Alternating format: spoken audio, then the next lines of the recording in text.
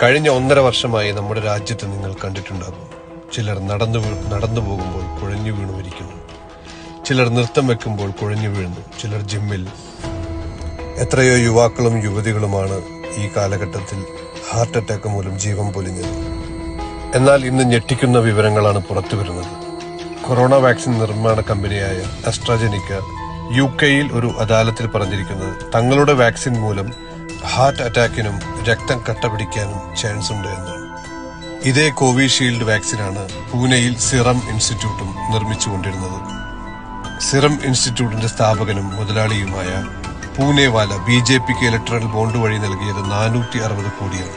പകരം മോഡി അദ്ദേഹത്തിന് നൽകിയതോ വാക്സിൻ വിപണന രംഗത്തെ കുത്തകയായി ഇന്ത്യയിൽ അവരെ നിലനിർത്തി. രാജ്യത്തെ ജനങ്ങൾക്ക് എന്താണ് കിട്ടിയത്?